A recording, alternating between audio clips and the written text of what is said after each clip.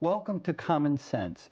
Common Sense is a series of shows that feature interviews with interesting people, and uh, we want to get to know who these folks are, what they do, and what makes sense to them and what doesn't, and do that in a clear, direct, and concise way.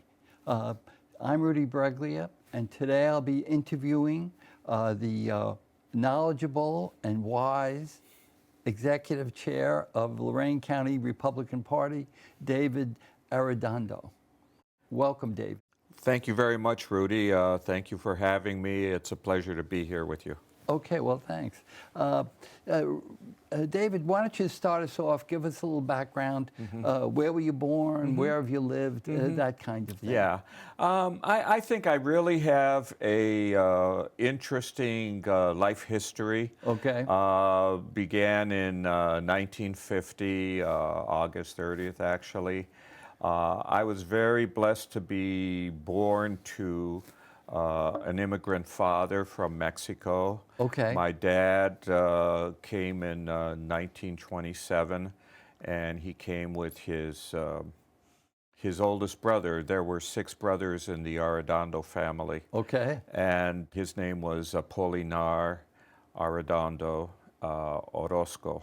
That was his mother's maiden name. In Mexico, we use 2 last names, the father's, paternal and the maternal last names. Okay. So, Didn't know that. Yeah, so I'm David in Mexico. I'm David Guadalupe Arredondo Saldivar. And Saldivar is my mom's maiden name. Okay. Here, I only go with the David G. Arredondo, and so. Okay. But my dad and his brother, who came here first and then went back to Mexico to marry his fiancée, and then he met with his 5 brothers, and he offered each of them the opportunity to come with him. And my dad was the only one who took him up on the offer. Okay. And they both came, and they worked in the U.S. Steel plant. As some of us in this area know, that Lorain took off and thrived as a major steel city right. In 1895. And it's a very fascinating history insofar as the steel plant, National Tube Company, which was created to make tubes, pipe. Okay. And in turn, in order to make the pipe, they had to make the steel. All right. And so that was the dual purpose of National Tube Company, which later became U.S. Steel, and unfortunately no longer exists. Although the pipe factory is still there. I'm not sure if it's. I don't think it's doing anything yet, but it was in recent years. But the Lorain going back to 1895 is a fascinating history whereby. It grew because of all of the needed immigrants to do the work in the steel plant. I got you. And so they went out to Poland, and they went to Italy, and they went to Slovakia, and Croatia, and Serbia, and Hungary. It's very fascinating that all of these immigrants came in various phases, and the steel plant dictated where these immigrants were going to live. I mean, obviously they were bringing them in, mostly, unmarried men, and then later on they were able to get their families. Well, they didn't need to do any recruitment of Mexicans until after the First World War. So the first Mexicans began coming to Lorain in 1921. And then my mom's family, which was from the southern part of Mexico, they came to Lorain in 1923. And so my grandfather and my father and my uncle, they all, knew each other because of the societies and the community. And so it was a very interesting history there. And then when by the time I was born and raised, there was already a thriving immigrant community here throughout the city of Lorain, from the west side all the way to the south side and central Lorain. So I grew up surrounded by kids from different backgrounds All over and the world. nationalities. Yeah, yeah, it was. As a matter of fact, in South Lorain, there were a number of different churches. There was a Spanish church that opened in 1952 for the influx of Puerto Ricans that came in post-World War II. So Sacred Heart Chapel started in 1952 on Vine Avenue, and because it catered to the Spanish-speaking, well, the Mexicans also joined in. So my mother and my grandmother would take me there, especially for the novena of Our Lady of Guadalupe, my saint's name. And so I grew up speaking Spanish as well as English, and you know, met all of these different kids, you know, whether Mexican or From Puerto all over, Rican. yeah. But then because they wanted us to go to Catholic school, there was no Spanish-speaking Catholic school. There was St. Lad's, which was a Hungarian school, or there's St. Cyril Methodius, which was a Slovenian school. So that was the closest one, and I got to go to a Slovenian school where I learned to you know, to appreciate the food, and I learned how to polka there, and was exposed to the Slovenian culture, but certainly to other cultures as well. Okay, then very interesting. Tell us about your career path.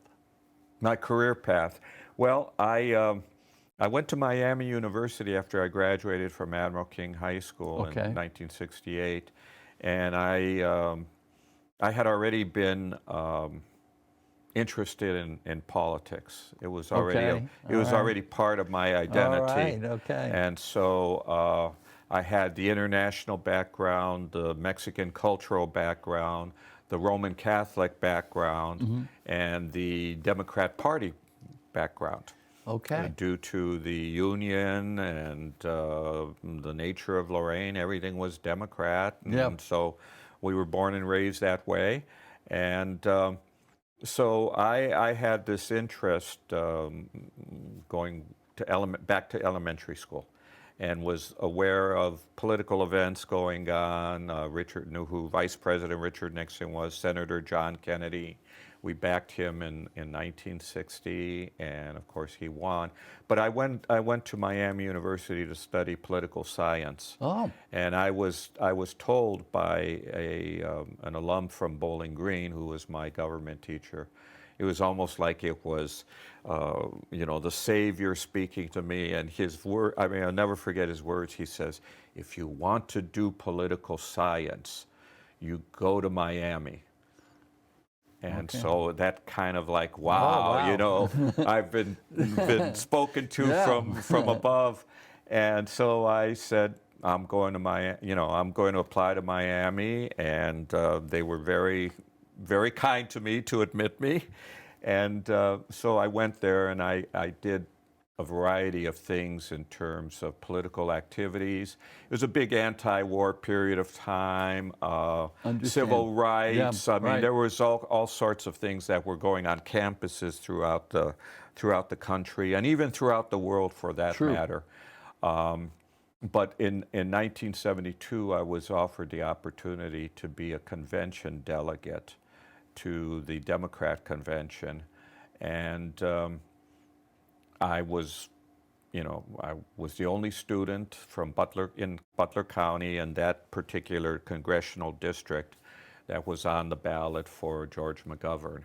And lo and behold, we worked and we won the district, and so we got to go to the convention in Miami Beach in July of 1972, so it was like 51 years ago last week is when I was there. So that was my original political path. But in terms of my career path, after Miami, I went to Mexico. I was given a scholarship as a Mexican scholar by the Mexican government. Wow, how nice. And so for 2 years, I did postgraduate study at the National Autonomous University of Mexico, which is arguably the largest university in the world. And it was pretty large back then. It's even larger now. Right. But I studied there for 2 years in the Faculty of Political and Social Science.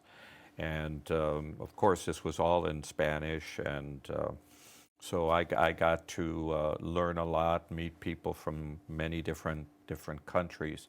So I wanted to be a professor, but I wasn't able to complete my master's study there. I came back to Lorain, and I started working with the Lorain Public Schools.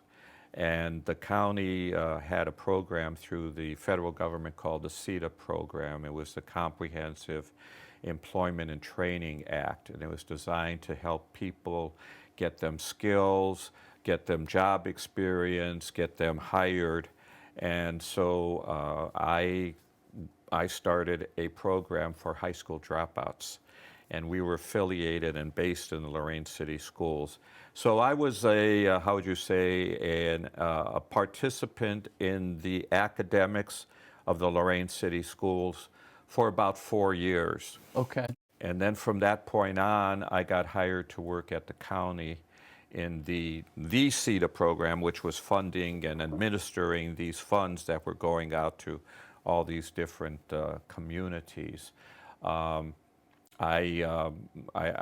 took leave from the county, and I started, my wife and I and my brother started a Mexican restaurant right close by here in Sheffield Lake. Oh, okay. It was just down the road on Lake Road in Sheffield Lake. It was called Los Panchos Mexican Restaurant. And we lasted for about 5 years. So because we needed to close it down, I was then kind of stuck with, what do I do now? Okay. You know, you're 38 years old, 37 years old, and say, what do I do? So I started, you know, brainstorming, and I found out that there was a career in college admissions.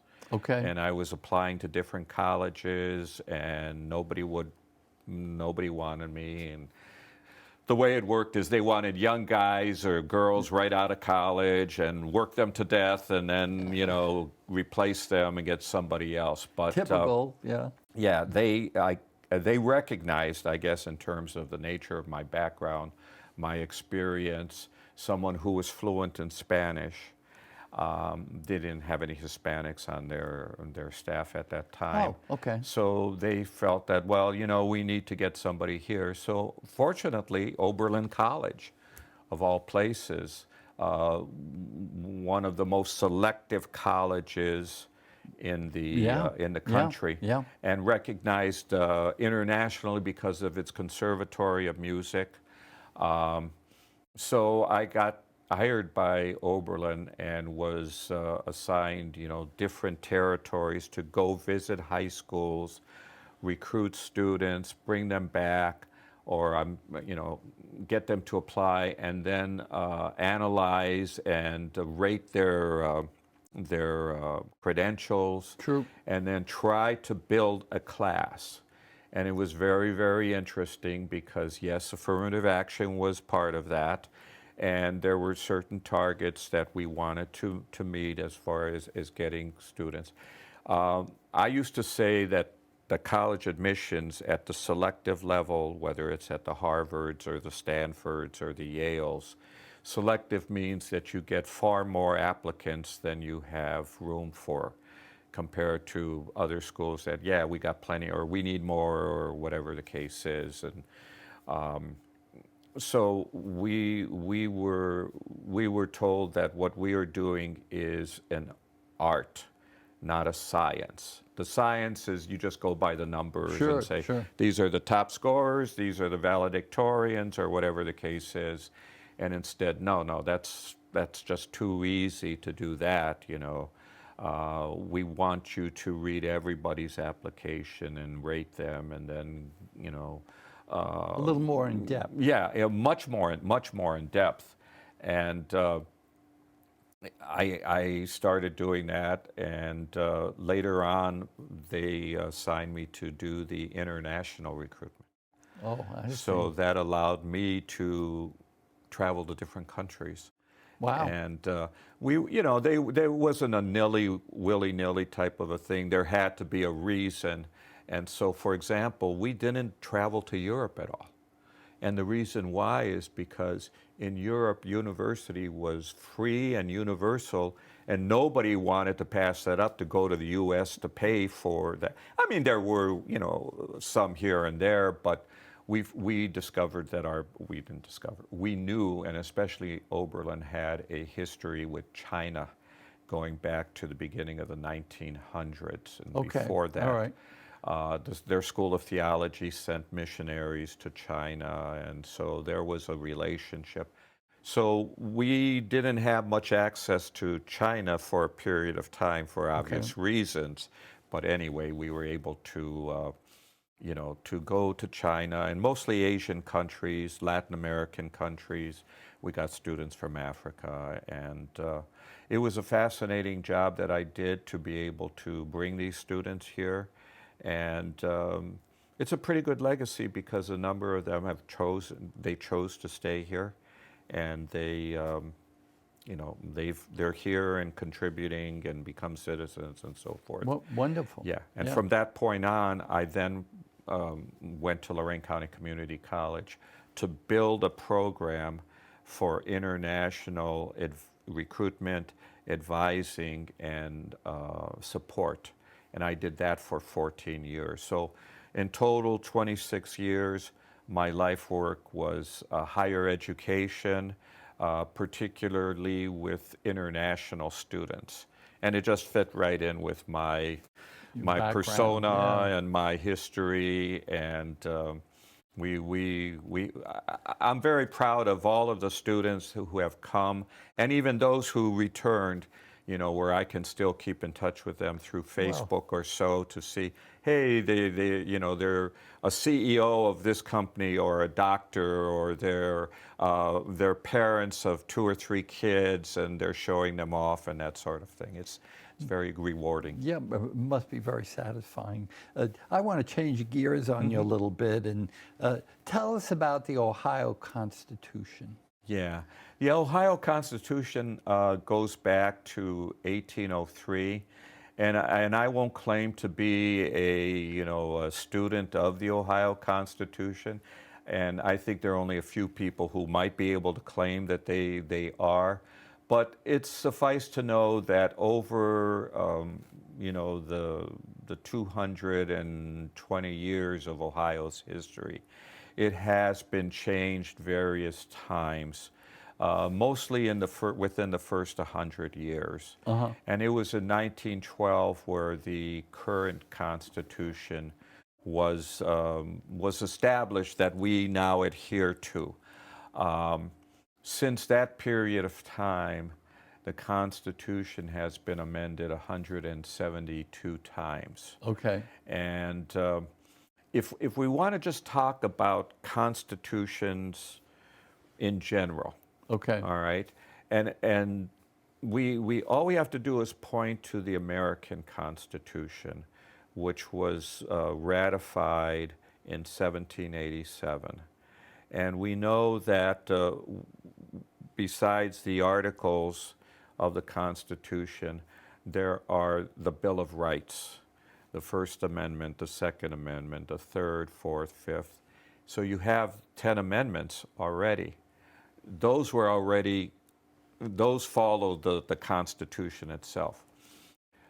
So from that period on to the present day, the U.S. Constitution has only been amended 17 times.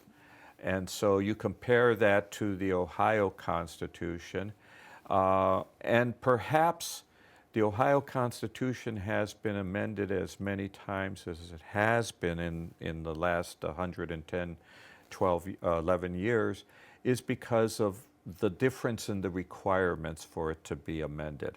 So if folks remember their senior government class or American government class in college, they will know that Article 5 of the U.S. Constitution requires that in order to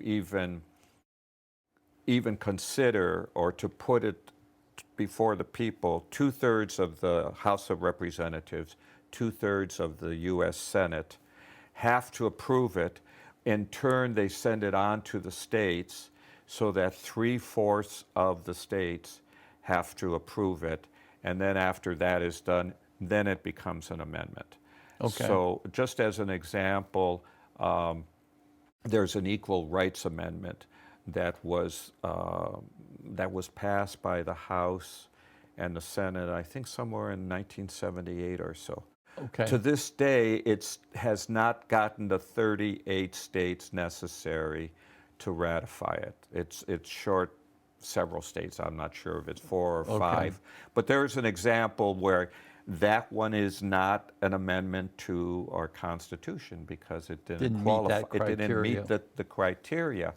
So I think fundamentally, when we talk about constitutions, whether it's the state of Ohio or whether it's an organization's bylaws or their constitution, their governance, whatever an organization's governance is, it should require that same kind of standard that we got from our founding fathers, that this is not something that is just an up and down motion. I move that we second, all in favor say aye, okay, boom.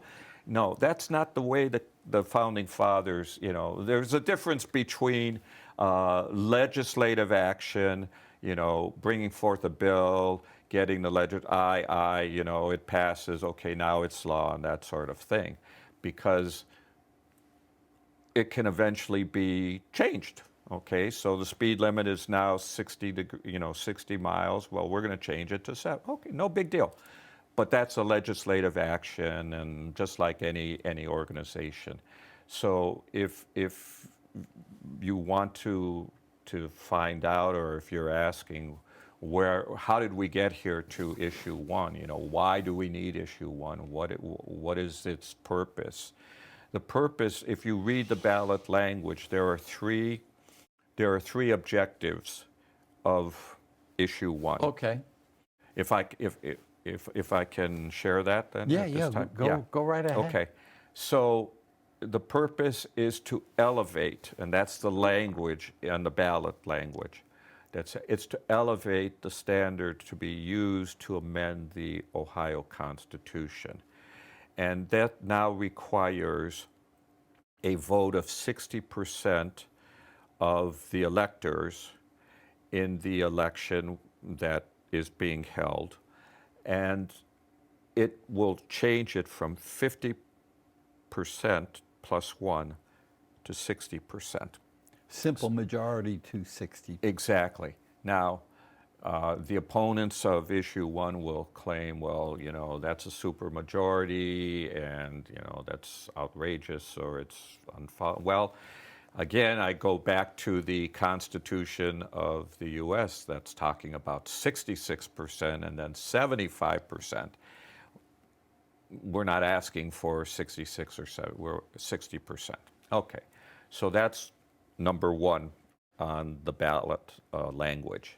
I know the Democratic Party, they require 60% approval of their members to change their bylaws. Yes. So it's, certainly something that's very acceptable. I'm sorry to break into No. you. That's a good point to make, and this is my refutation of the criticism that we're being, we're meeting, that, oh, this is so outrageous, or it's unfair, and you're denying people, their freedom or their rights. I mean, what right does anybody have that says that you only need 50%? There's no right that says that. Yeah. And the slogan of one person, one vote, I honestly don't know what that means. I mean, I know what I was raised on. One person, one vote means that you and we get to go and vote.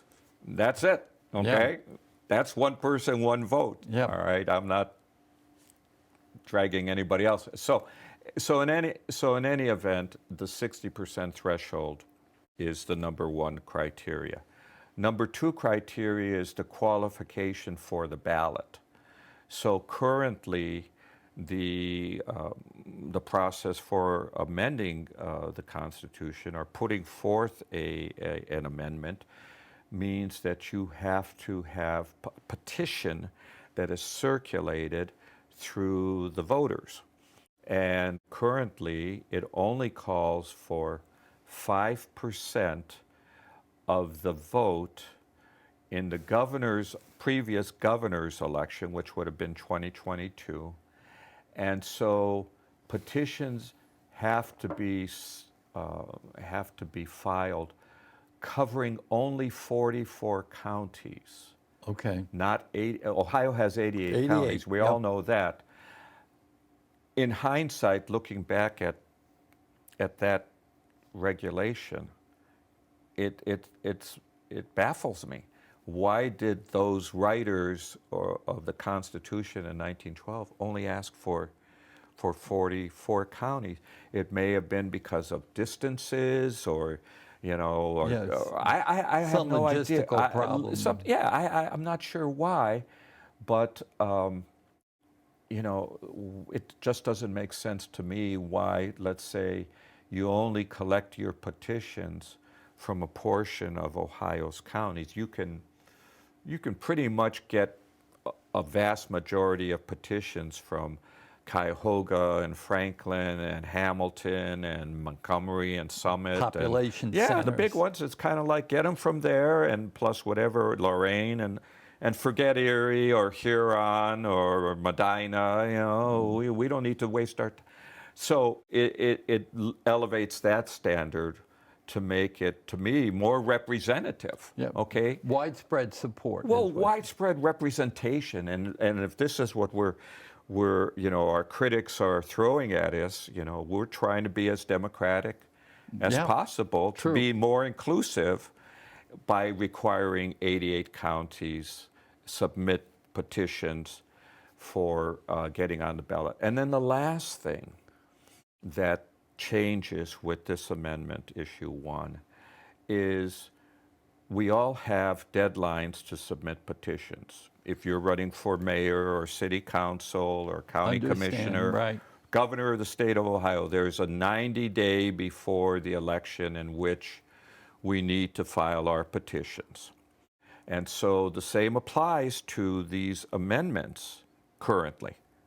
However, if in fact after they've been sorted and qualified, and they say, sir, you're missing 100,000 or 50,000 or even 5 or 6, okay?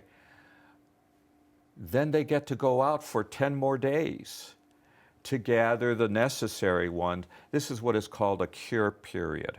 Okay. And again, I don't understand why that was ever granted, because if you're running for council or whatever elected office, once you send those petitions in, if you don't meet the minimum number, you're out. Right. You don't get a second chance. I had a candidate this past year that needed 25 signatures. We turned in 27. 3 of them were bad, and he needed a couple more. Too bad. That's it. You only had 23. You didn't have 25. No chance to get another 1 or 2, and it probably would have taken just 15 minutes to go get the other 2. Too late. 4 o'clock's the deadline, and that's it. So that's the change, and that change will not take place until January of 2024. Excuse me. Okay, 2024. right. So if issue 1 passes, it will then go into effect for the November election. Okay. All right. So there are 3 big changes: 60%, 88 counties, and then no second bite of the apple as far as petitions go. Exactly. That's true. Okay. Is voting on initiatives or referendums affected by issue 1? No, it's not. That's a very, very good point, because a lot of people think. Well, first of all, what's what's going on the ballot, which is reproductive rights amendment, is going on the ballot In November. in November. And assuming we haven't been told that they've qualified with their petitions yet, they're still qualifying them. And even if they announce tomorrow that they're short, they'll still have 10 more days to go get it, and we'll probably qualify to be on the ballot. So, you know, there's going to be what using this process is to bypass the legislature. That's why they're going with the amendment process. If you go to the referendum process, the citizen initiative referendum process, you can get a petition, you can get it signed, and you can get on the ballot, and let's say you do win the initiative. Well, it then allows down the road for adjustments or changes to be made, which is kind of practical, and that's the way the legislative process works itself. It's kind of like, oh, we passed a bad bill, let's adjust it and we'll change it. And you could do the same with the initiative referendum process. Not so with the amending the Constitution. Once it's in that Constitution, it's going to be very, very hard to overturn it or to change it.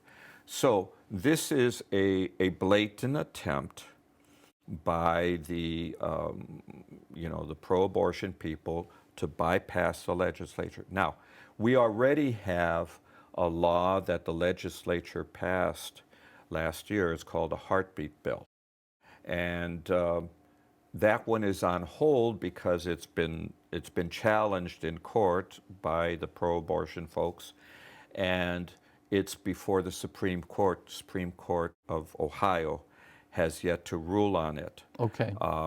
So, you know, that if this amendment passes, it will supersede the legislation that was passed by the legislature with the heartbeat bill. Okay. Now, I think you mentioned it already, and I just wanted to go over it. What are the primary benefits for elevating the voter approval percentage from a simple majority to 60%, as indicated in issue 1? What's the primary benefit? The primary benefit is, just as I described, to preclude outside of state or even inside of state forces that want to come in to amend the Constitution. Again, the Constitution, I can't stress enough, if we go based on what our U.S. Constitution, as well as other organizations like you mentioned before, the Democratic Party of Ohio, which requires 60%, but that same threshold of 60% is with all of these groups, the Planned Parenthood, the Ohio League of Women's Voters, the ACLU. All of their bylaws have a threshold of 60% or higher, or in some cases 66%. So they get it as a foundation of any government or organization. It should be a higher level so that you have a good consensus of the people. A constitution or bylaws is the fundamental basis of your government or organization. Yes, it's a foundation. It should not be changing based on a simple majority. Whoever pours in more money or has more TV or something like that can change that. It has to be fundamental. It has to be a higher level, than I said previously, a simple up and down, motion and second and all in favor type of a thing. I've heard the terms stable, enduring, and strong. Yeah. That's what you want your Constitution to be. Yeah, you do. And I will say this. I've been around a long time in terms of my political awareness and so forth. And I was around and kicking when the Democrats ran the state of Ohio, and the governors were mostly Democrat, and the legislatures, and the city councils, and the county governments, and so forth.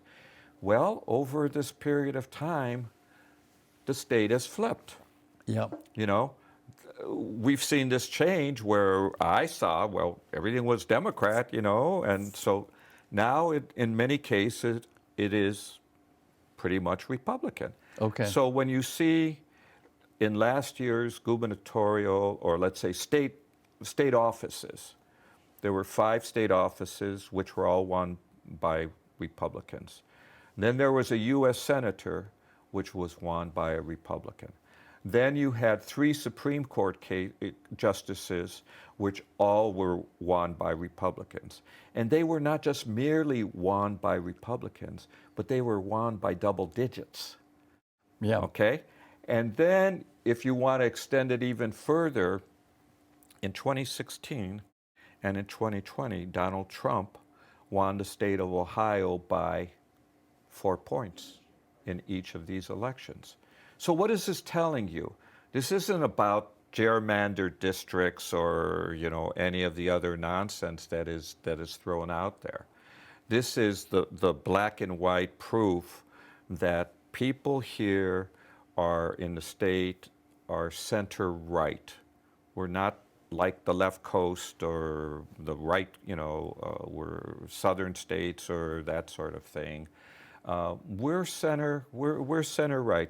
People can go both ways, and but it would look like for some time now they're all going to the Republican side. There's only one statewide elected official at this point, and that's Senator Sherrod Brown. Okay. And so he's going to have a hard He's time. going to be challenged. He's going to have a hard time keeping that, given what he's surrounded with. So, my point that I wanted to make is that this is designed to be able to protect both sides. Because who's to say 20 years from now, the state now becomes a Democratic bastion? Do they want Republicans going to amend the Constitution with 50%, bringing in money from out of state and that sort of thing? No, it has to be a fundamental basis for our government. Who is behind issue 1? I know there's a slide the viewers are going to see that indicates the pro-life groups that support it, but I know there are many other groups. Sure. And they are the people who are, well, first of all, let's say it starts with the Ohio legislature. Who's behind? Okay. They're the ones who started this.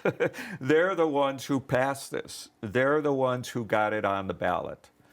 And that legislature, 67 Republicans in the House and 24 in the Senate, super majorities, they are behind it. Then, of course, the extension of them, or the ally of them, is the Ohio Republican Party. So the Ohio Republican Party has been the main, the leader in getting this organized and reaching out. In turn, they've gone down to each of the 88 state county Republican parties asking for our support. So if we wanted to say, where's the primary sponsorship, where's the primary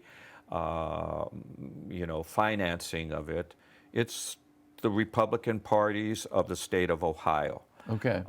There are others like the Ohio Chamber of Commerce that are other building and trades associations, gun rights groups. But as you point out, a very large contingent of right to life organizations, beginning with the Ohio Right to Life. And you have a Northeast Ohio, a Southwest Ohio, and that sort. And then each county, to my understanding, has a Right to Life group chapter within their county.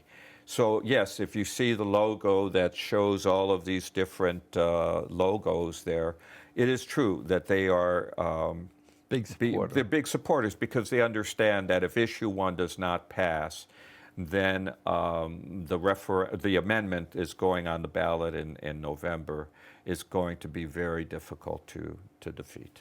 Okay. And I think you mentioned this already, but just to confirm that, why did this special interest want to hijack the Ohio constitutional voter amendment process? Well, what are they enriching themselves by doing this? Why are they doing it? Well, there are a number of reasons. The first one is that this happened in Nebraska and Michigan last year in November. Oh, okay. So what they found, they discovered, okay, so we could even take it back a little bit further. So a little bit more than a year ago, the Supreme Court handed down the Dobbs decision. Right. All right. So if I can elaborate on this a little more. Essentially what the Supreme Court said was that the decision on whether abortion is legal in the United States is going to depend on the individual states. Right. It's not going to be on the Supreme Court, which Roe v. Wade authorized, okay? They recognize this is a legislative issue. This is a legislative function. It's not a judicial decision. And so we're turning it to the states to say, you guys decide. Well, already many states had already in place, legislation regarding whether it was going to be legal or totally illegal or totally, open and, no limits whatsoever. So there were a range of laws that were already in existence.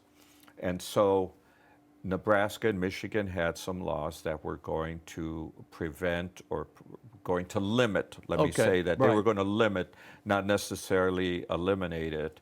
And in turn, you had these out-of-state forces organization where there's Planned Parenthood or ACLU or some of the other ones that came in, did the amendment process, and they were able to win with 56% of the vote. And so they learned, hey, you know what? Change the Constitution. That's the way you do it. And so you look at Ohio, or perhaps there are many states that don't allow this. There are only, I think, 17 states that allow for amending the Constitution by the public or by popular vote or something like that. I can't tell you what some of the other processes are, but there are a limited number in which you can do that. Well, lo and behold, there's Ohio. Low-hanging fruit there. Right. We already did this in Nebraska. We did it in Michigan. Let's go to Ohio. Let's do it there as well. I got you. That makes sense. Sure, it's low-hanging fruit, and this is the kind of thing, whether it's abortion or whether it's restricting gun rights or whether it's raising the minimum wage or whatever it can be, that the legislature should be legislating. It's now, well, now we found that this is the way to do it. You just amend the Constitution. And, fundamentally, this is, we are a constitutional republic within the state, within the federal government. We're not a direct democracy. The left often brings up the idea this is anti-democrat. It's not democracy. It's not. No, that's not what we are. Yeah. It's not just everybody, votes on it and that's how we make our laws. No, fundamentally, and in, traditionally for the longest time, we're a constitutional republic. So that's why the Constitution is so important. And if we are going to then be subjected to 50% amendments, you don't need a legislature. We just do amendment after amendment, and there's our laws. Okay, well, if this November vaguely worded reproduction amendment passes, what will happen to parental rights for notification and consent for abortion procedures and irreversible genital surgeries on their children? I'm not very clear on all of the above. I think as I read the language, it essentially, number one, precludes any limits. Okay? You can, we as a government, our legislature, the law cannot stop you or any individual with procedures that are medical, that are going to be between you and your doctor. So that means if, say, hey, doc, I need oh, yeah, sure, boom, patient is in danger of this or that, and whatever the doctor says is going to go. Same thing if there's any kind of change in, in gender or that sort of thing. So that's where it comes from. There's no language that specifies abortion. Doesn't say anything about genitalia changes. There's nothing. But it's the premise or the principle that you have the right to be able to get the go-ahead from your physician or your medical practitioner in order to allow that. So that means 30 months along in my pregnancy, and I'm going to have an abortion. Or even up to the, your life might be endangered, so we have to abort this perfectly normal baby. Right up to the moment of birth. Right. So that's where it comes from. I mean, you have to imagine that there's virtually no limit insofar as it's the doctor says that's I can do it. I can do it, and so there's no limit. Unlike right now, whereby if we have the heartbeat bill, where it says that it tells the doctor, you hear a heartbeat there, boom, you're done. You no touch. You can't do that. Yeah. Well, these it sounds as though this issue 1 protects the Constitution, the Ohio Constitution, and safeguards our rights and the rights of developing children as well. As well, yeah, sure. It's everyone is entitled, to the right to life. Everyone is entitled to the right to life. Yeah. And that's what we believe in. And so, obviously there are certain things that come up with every individual's medical situation, but at some point, that is a live human being who has a right to life, and it should not be taken away. Right. And having some restrictions on these procedures, and both the developing baby as well as genital surgeries on children certainly does seem like it should be in place. Yes, for protecting. Right. So in summary, and I ask this question of everyone I interview, what's making sense and what doesn't? What makes sense is what I had said before, and that is that we have a higher threshold of approval, 60% and not just 50, that we have all 88 counties that have to collect signatures, not just 44, and that as every other person who has to get on the ballot is required to comply by the deadline, that we have the petitions also to adhere to those. That's what makes sense to me. Okay. Well, David, thank you very much for appearing on Common Sense Show. And thank you all for watching.